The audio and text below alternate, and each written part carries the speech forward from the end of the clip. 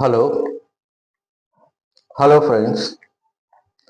ఇప్పుడు నేను మాట్లాడబోయేటువంటి ఒక అంశం ఏమిటంటే, ఇది ప్రతిరోజు ఒక బర్నింగ్ టాపిక్ లాంటిదే ఇది.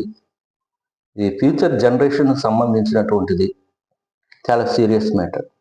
ఏమిటంటే, హిందీ, ఇంగ్లీషు స్కూళ్ళలో బోధిస్తున్నారు. గవర్నమెంట్ స్కూల్లో కూడా అఫ్కోర్స్ 5 నుంచి 10వ తరగతి వరకు హిందీ బోధిస్తారు. ఆ తర్వాత కావాలంటే కూడా తీసుకోవచ్చు ఇంటర్మీడియట్లో. అలాగే ఇంగ్లీష్ కూడా 5వ తరగతి నుంచి మరి 10th వరకు, ఆ తర్వాత కూడా ఉంది.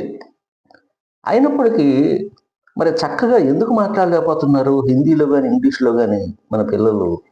ముఖ్యంగా గవర్నమెంట్ స్కూల్లో చదువుకున్న వాళ్ళు అసలు ఇన్ని సంవత్సరాలు చదువుతున్నారు కదా స్కూల్లో, రావాలి, తప్పనిసరిగా రావాలి.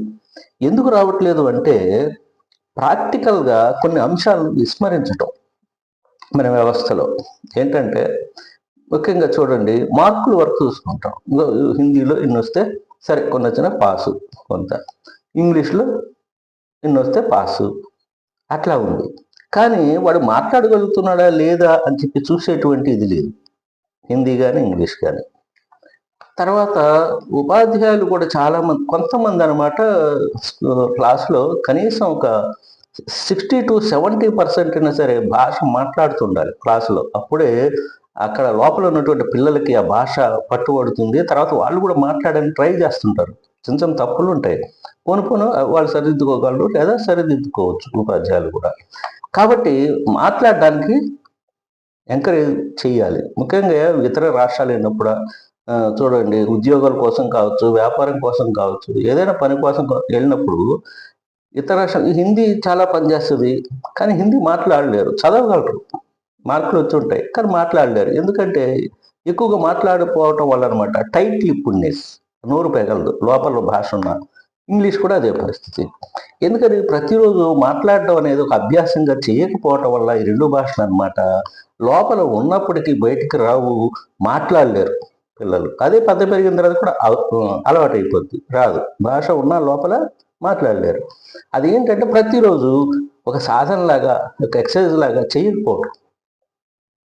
దానికోసం నేను చెప్పేది ఏమిటంటే, ఒక ఇంపార్టెంట్ పాయింట్, ప్రతిరోజు కాకపోయినా వారానికి ఒక రోజు హిందీ డే, అలాగే ఒకరోజు ఇంగ్లీష్ డే అని చెప్పేసి ఆ రోజుల్లో ఆ రోజంతా హిందీ మాట్లాడటం, ఉపాధ్యాయులు కానీ పిల్లలంతా కూడా. అలాగే ఒక రోజంతా కూడా ఇంగ్లీష్లో మాట్లాడటం, పిల్లలు కానీ ఉపాధ్యాయులు కానీ. దానివల్ల అనమాట భాష అనేది నోటికి పట్టుబడుతుంది. లోపల భాష ఉన్నా దాన్ని బయటకు వ్యక్తం చేయటం అనేది తెలుస్తుంది. అదొక అభ్యాసం లాగా అవుతుంది. నిత్య జీవితంలో వాళ్ళకి ఆ విద్య పనిచేస్తుంది. ఒక మార్కులు రావటం అనే కాదు, భాష యొక్క ఉద్దేశం ఏంటి? మాట్లాడడం మెయిన్గా, ఆ తర్వాతనే మిగతావన్నీ కూడా. కాబట్టి దీన్ని జ్ఞాపకంలో ఉంచుకోవాలి మనం ఇప్పటికైనా సరే. చాలామంది సరే హిందీ డామినేట్ చేస్తుంది, ఇంగ్లీష్ డామినేట్ చేస్తుంది, మాతృభాషను అంటున్నారు. కానీ సరే, మాతృభాష అనేటువంటిది ముఖ్యం, అది కాదని ఎవరు అనరు. అంత మాత్రం చేత మనం హిందీని కూడా నెగ్లెక్ట్ చేయకూడదు, ఇంగ్లీష్ని నెగ్లెక్ట్ చేయకూడదు. ఎందుకంటే మనం ఎంతసేపు మరి మన రాష్ట్రంలోనే, మన ప్రాంతంలోనే ఉండిపోం కదా. మన పిల్లలు కానీ వాళ్ళు కానీ పైకి వెళ్తుంటారు, వేరే విదేశాలు కావచ్చు, ఇతర రాష్ట్రాలు కావచ్చు. ఇప్పుడు గవర్నమెంట్, సెంట్రల్ గవర్నమెంట్లో జాబ్ వచ్చింది, వచ్చినప్పుడే తప్పనిసరిగా వేరే రాష్ట్రం వెళ్ళాలి కదా. ఉత్తరప్రదేశ్, హర్యానాను, బీహారు వెళ్ళారు అనుకుందాం, అక్కడ హిందీ పనిచేస్తుంది. తప్పనిసరిగా మాట్లాడడం అనేది, ఆ విధంగా ప్రాక్టీస్ చేస్తే మాట్లాడడం అనేది వస్తుంది. అది నిత్య జీవితంలో కలిసిపోతాం. అది హిందీ మాట్లాడడం అనేది తొందరగా వచ్చేస్తుంది. ఆ లోకల్ యాక్సెంట్ అదంతా కూడా ఆటోమేటిక్గా వస్తుంది, ఆల్రెడీ కొంత ఉంది కాబట్టి లోపల. కాబట్టి ఈ ఎక్సర్సైజ్ చేయటం నోటి ద్వారా, అంటే ప్రతిరోజు కాకపోయినా వారానికి ఒక్క రోజైనా స్కూళ్ళలో మాట్లాడింపజేయండి పిల్లల చేత. ఒకరోజు హిందీ, ఒకరోజు ఇంగ్లీషు. తప్పులు మాట్లాడతారు కానివ్వండి, వాటన్నిటిని తర్వాత సరిచేయచ్చు. అలా క్రమేపీ ప్రతిరోజు మాట్లాడుతుంటే ఆటోమేటిక్గా అనమాట హిందీ కానీ ఇంగ్లీష్ కానీ ఈ గవర్నమెంట్ స్కూల్లో చదువుకునే పిల్లలు కూడా ఈ ప్రైవేట్ స్కూల్తో సమానంగా మాట్లాడగలరు, ఎటువంటి సందేహం లేదు. అన్ని తెలివితేటలు ఉన్నాయి గవర్నమెంట్ స్కూల్లో చదువుకునే పిల్లలకు కూడా. తర్వాత ఇటువంటి ప్రాక్టికల్ సొల్యూషన్స్ని పాటించాలి తప్ప ఏదో ఏదో మార్కులు వచ్చేసాయి చాలు అంతే పాస్ అయిపోయారు అనుకుంటే రేపొద్దుట ఇప్పుడు ప్రాక్టికల్గా ఇన్ ద ఫ్రే అది భాష అనేది మాట్లాడటం రాకపోతే అరే ఎంత చదివావు ఎందుకు ఏది డిగ్రీ చదివావు కనీసం ఇంగ్లీష్ మాట్లాడలేవా 10 వాక్యాలు అని చెప్పేసి అనుకునే పరిస్థితి వస్తుంది. నేను ఒకనొక దశలో చెన్నై వెళ్ళటం జరిగింది. అక్కడ హిందీని చాలా ద్వేషిస్తారు వాళ్ళు. కానీ అట్ ద సేమ్ టైం చాలా మందికి హిందీ వచ్చండి. ఎందుకంటే వాళ్ళు ఇతర రాష్ట్రాలు గానీ వాళ్ళు బాగా వెళ్తుంటారు వాళ్ళు రకరకాల పనుల కోసం. కానీ ఎదుటి అంటే వేరే రాష్ట్రం వాళ్ళు ఇక్కడికొచ్చి హిందీలోనే మాట్లాడుతా అంటే మాత్రం వాళ్ళు యాక్సెప్ట్ చేయరు. వాళ్ళు హిందీ వస్తది, వచ్చినోడు కూడా మాట్లాడడు. ఎందుకంటే ఎంతో కొంత నా మాతృభాష కూడా ఇక్కడికొచ్చాక కూడా నేర్చుకో అనే పట్టుదలతో ఉంటారు. అట్లా నేర్పిస్తారు వాళ్ళు. కానీ అదే మన తెలుగు రాష్ట్రాల్లో చూస్తే వాడు కొద్దిగా హిందీలోనో, ఉర్దూలో మాట్లాడితే ఏది తెలుగు వచ్చు కూడా మన వాళ్ళు కూడా మాట్లాడేస్తుంటారంటే అటువంటి ఆత్మ గౌరవం అనేది ఉండదు మనకి. అదనమాట. వాళ్ళకి రాక కాదు చాలా మందికి బయటకి అట్లా అంటుంటారు కదా! లేకపోతే ఇన్ని రాష్ట్రాల్లో ఇతర రాష్ట్రాలు ఎలా పనిచేస్తున్నారండి? ఎంఎన్సీల్లో ఉంటారు. ముంబై వెళ్ళండి చాలా ఎంఎన్సీల్లో ఉంటారు తమిళియన్స్. హిందీ లేకుండా అసలు గడవదక్కడ. కింది కార్మికులతో గాని, ఎంప్లాయీస్‌తో గాని మాట్లాడడం. తప్పనిసరిగా వస్తది చాలామంది. కానీ నువ్వు నా ప్రదేశానికి వచ్చినప్పుడు ఎంతో కొంత మాట్లాడాలి అనే పట్టుదలతో వాళ్ళు మాట్లాడరు. అది. అర్థమైందా? కానీ మనకు అటువంటిది ఉండదు.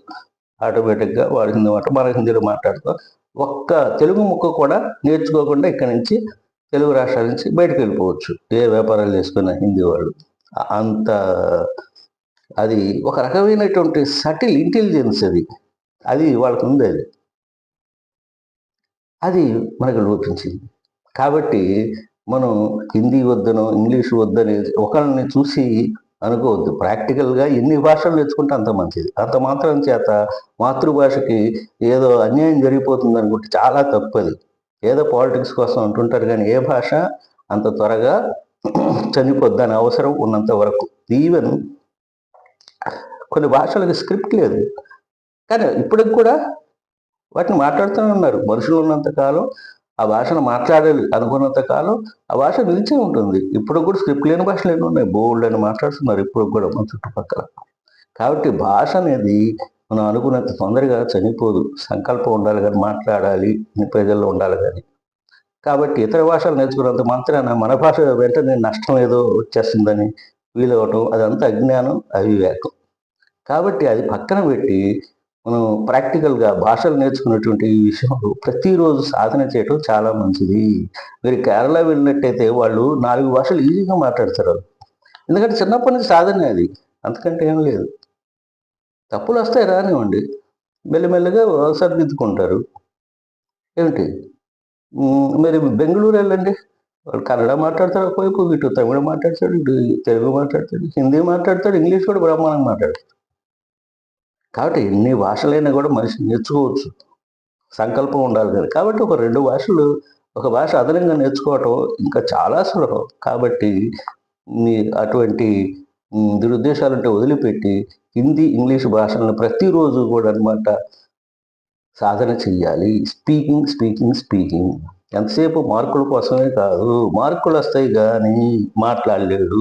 హిందీ గాని, ఇంగ్లీష్ గాని. గవర్నమెంట్‌లో పిల్లలు ఎందుకంటే ప్రతిరోజు సాధన లేకపోవటం. కాబట్టి నేను చెప్పేటువంటి మెయిన్ థింగ్ ఏంటంటే వారంలో ఒకరోజు హిందీ మాట్లాడడం మొత్తం స్కూల్లో ఉన్నంతకాలం. అలాగే వారంలో ఒకరోజు ఇంగ్లీష్ మాట్లాడటం మొత్తం ఆ డే అంతా కూడా. అట్లా ప్రతి వారం చెయ్యాలి. చేస్తూ పిల్లలు చేస్తున్న తప్పుల్ని వెంటనే సరిదిద్దుకోవచ్చు. వెంటనే నెక్స్ట్ డే ఆ రోజే కాపోయినా. అట్లా సాధన చేయటం వల్ల వస్తుంది. ఇది నేను భాషల గురించి చెప్పాలనుకున్నటువంటి విషయం. ఇది మీకు నచ్చితే సబ్స్క్రైబ్ చేయండి, షేర్ చేయండి. Thank you very much. Thank you very much for being. Have a nice day.